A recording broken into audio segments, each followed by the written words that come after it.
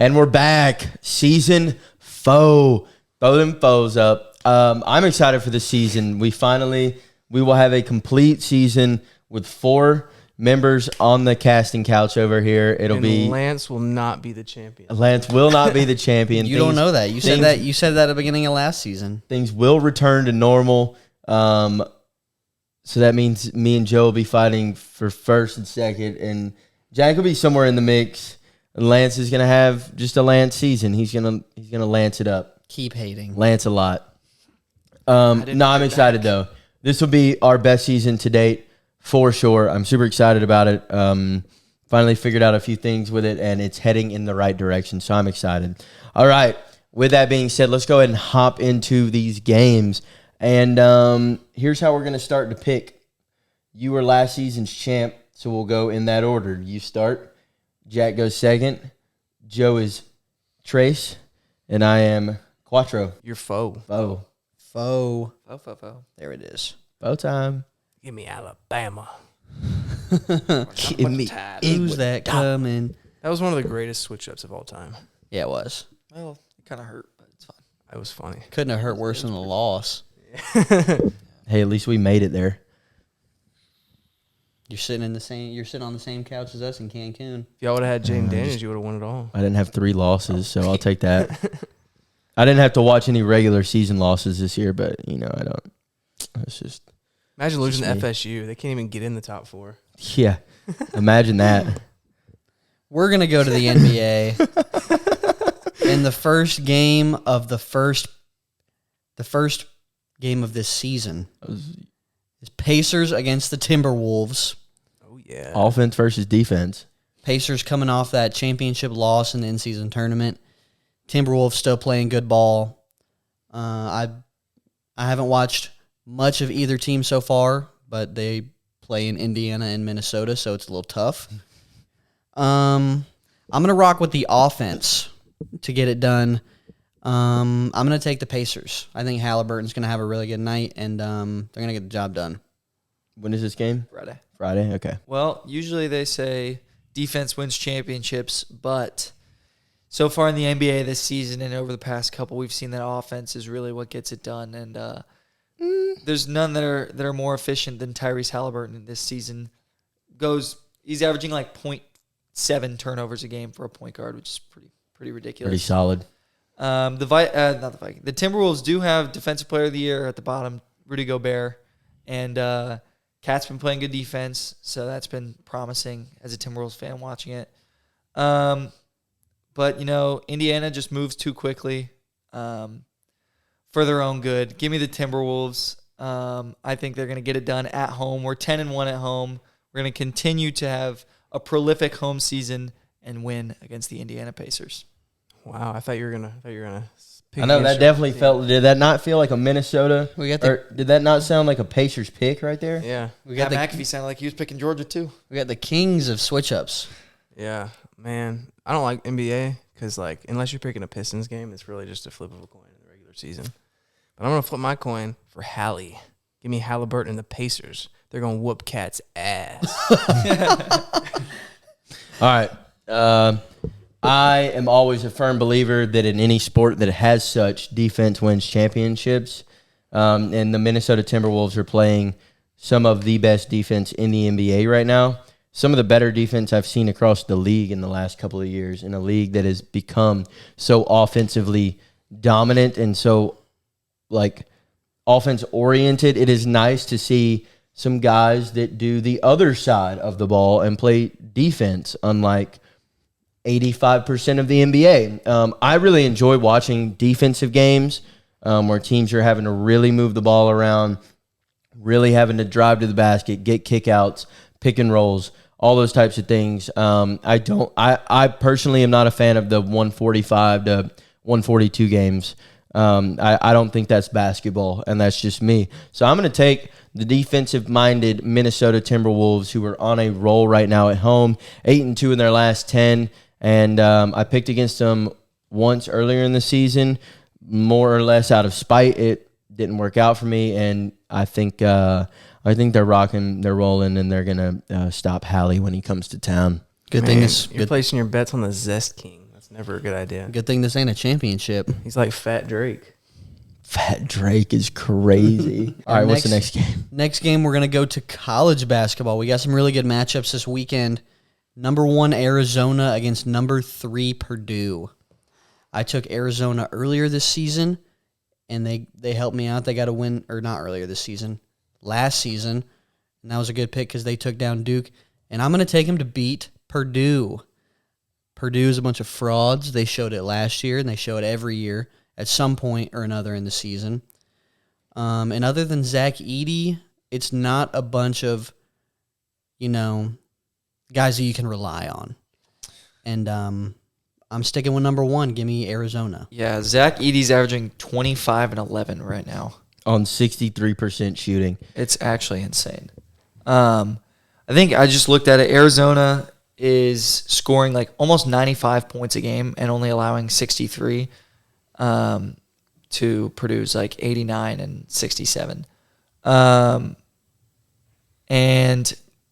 I think I'm going to roll with the team that scores more points and allows less points. They've had some really impressive – both teams have had some really impressive wins this season, but I think Arizona's going to get it done. Give me the Wildcats to win in the Indy Classic. Kind of wild because Purdue is almost 58 or they're 57% likely to win according to ESPN, but they're not going to.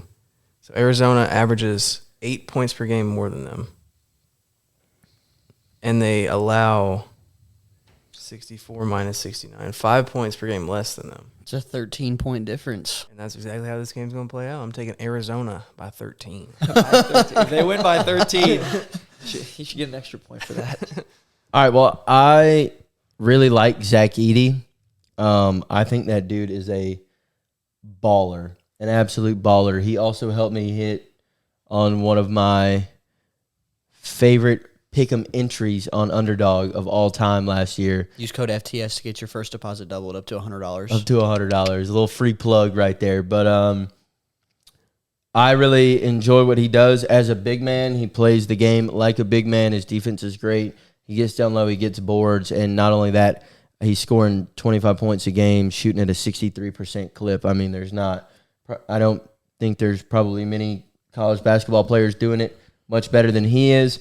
But with that being said, the Boilermakers are not where I want to put my island this week. So even though I think Purdue has a really good chance at winning this because it's a neutral site game for, I think, the Indy Classic is what they're playing this weekend.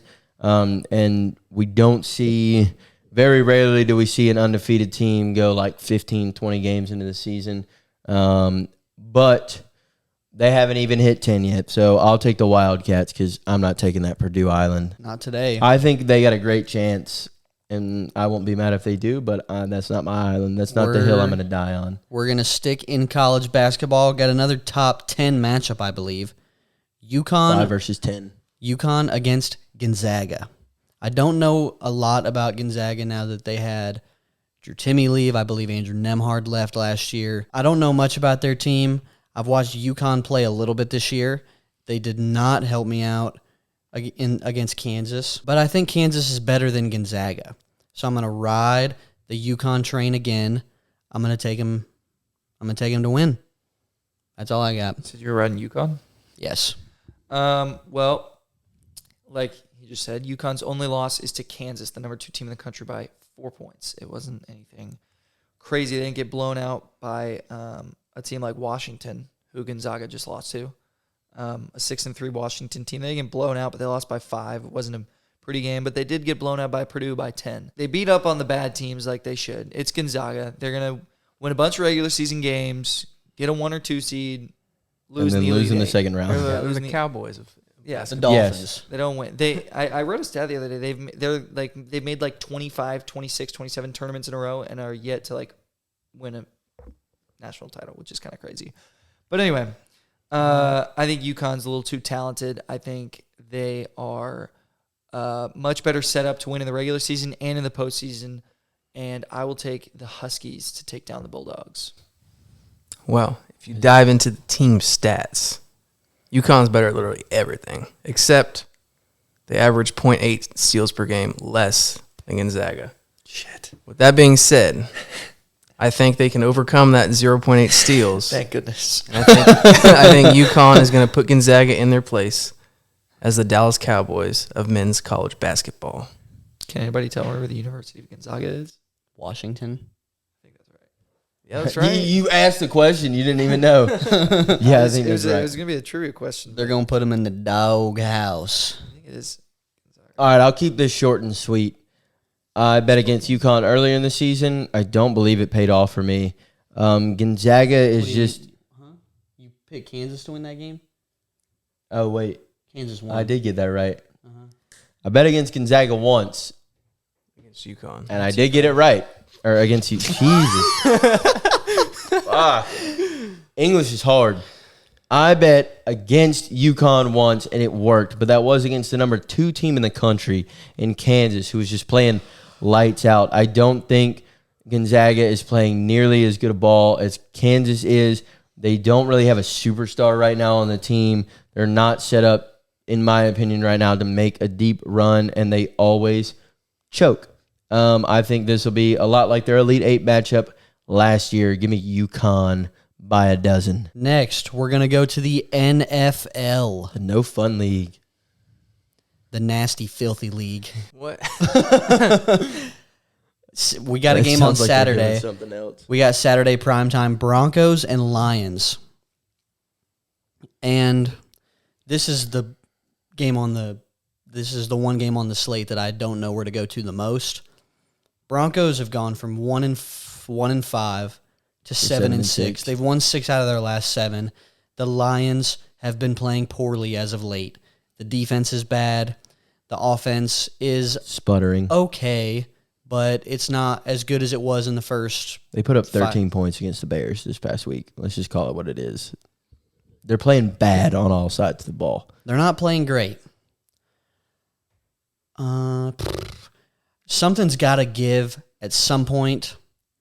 It's in Detroit, so because of where it's at, I'm going to take the Lions. The Broncos got to lose again at some point. I think it happens this weekend. Lions get back on track, and they win by 3. I think the Lions showed us who they really were this past Sunday. I think we've been saying for a while, or at least I've been saying, I think we said it, that they're not real contenders. I mean, they're 9-3, but I think they're 9-4 now. 9-4 now. 9-4. They were 9-3 going into last week, but then they played the 4-8 Bears, 4-8 I think Bears, and it like during 8 minutes of the second quarter, it was like, oh, there go the Bears, but like they're choking, but nope. The Bears pretty much had possession of that game the entire time. Meanwhile, the Broncos just railed the Chargers last week. Their only loss in the last 7 games came to a very solid Texans team by I think 9. And so I think the Broncos are going to keep riding. I've been enjoying watching them, and I'm going to stick with them to take down the Lions and give the Lions 2 losses in a row. Give me the Broncos.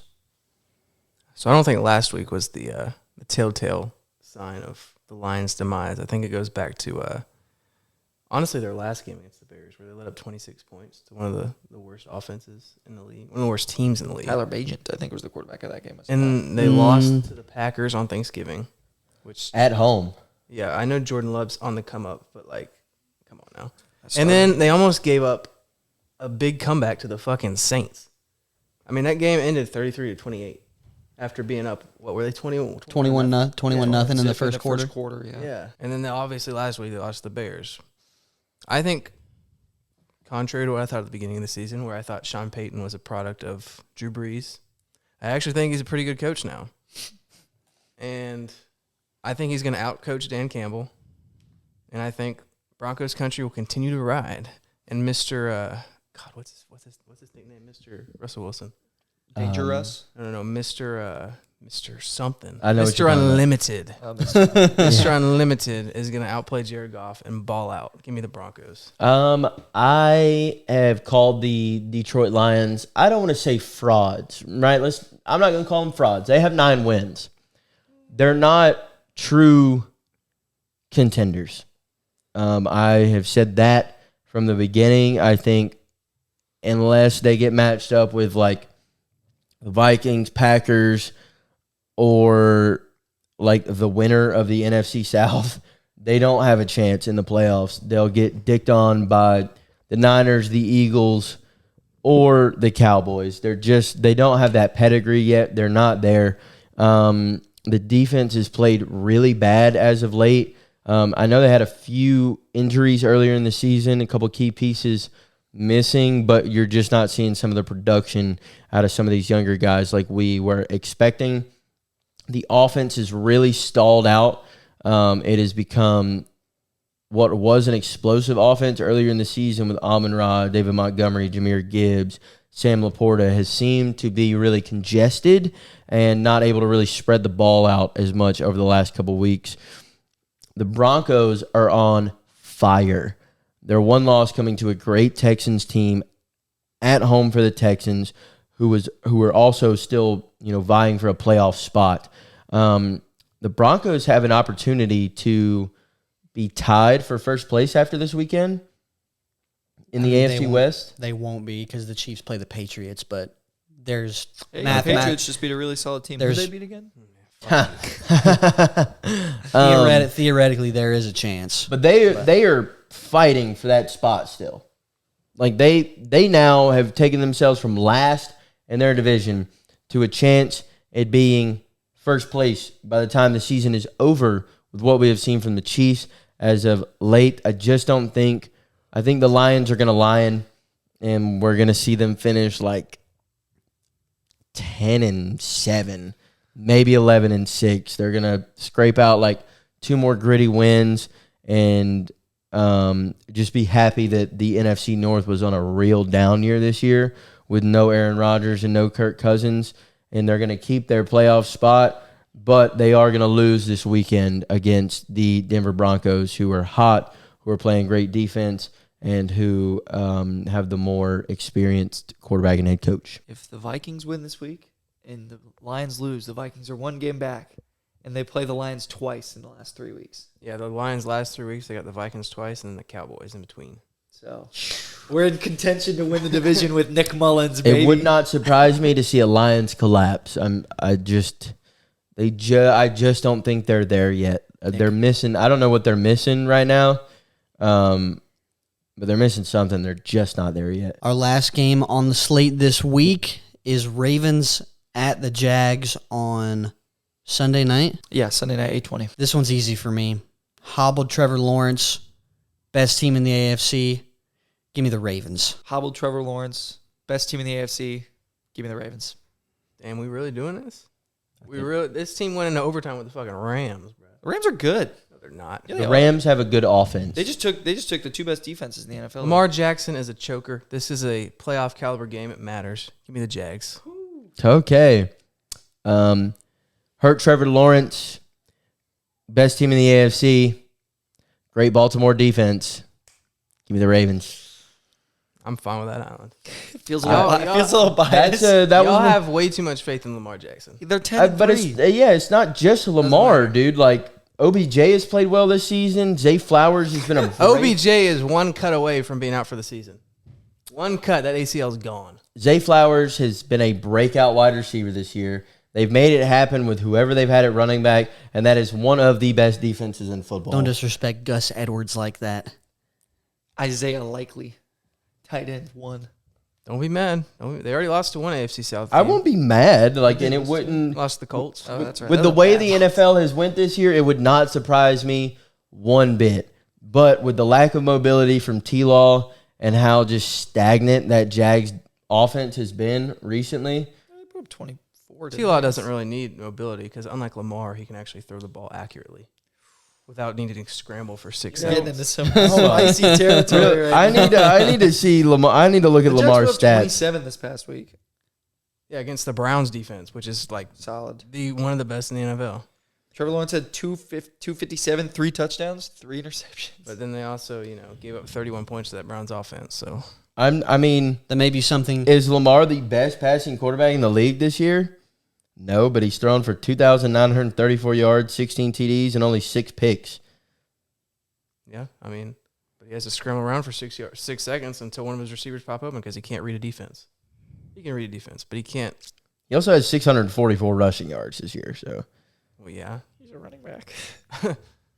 What is that? Top 10 in the NFL rushing yards? It probably is. No, I don't think so. It might be. CMC, Bijan, It's probably close. I'll tell Josh Jacobs. you. It is. You might have a point. He is Like number this 7. only running backs? It No, probably. he's 23. Damn. He's got less than Javante, Madison. Najee's got more than him. Jerome Ford has more than him. You're telling me Najee has 700 rushing yards on the season? He's got 6'4". Najee's got 690. Who Elite. else is up here that's crazy? Who's the top 5 right now? McCaffrey, Mostert, Henry, Swift, Etienne. Maybe Lamar just plays terribly against Pittsburgh. I don't know. Is Because Bijan top those are 10? the only games I watch. But every One's number time I 9. watch Lamar throw the ball against Pittsburgh, he always makes dumbass decisions. Divisional games. Divisional games are always weird, though. But divisional matchup doesn't mean you just automatically decide you're going to throw the ball right to fucking. No, I'm not disagreeing with you on that, but for some reason, that is kind of how Lamar plays you guys. Like, he forgot what football was. Actually insane. That's just kind of like, but he doesn't play like that against everybody. Anyways, I think out of all the islands that you had to pick, that was probably the best one. Yeah. Basketball's too volatile to really want to be a. What are the Jags? Are they on a 2-game losing streak? 8-5. They're, I'll tell you. They lost the last 2, though. Have they? I think so. Who they lose to this past Browns, weekend? Bengals, right?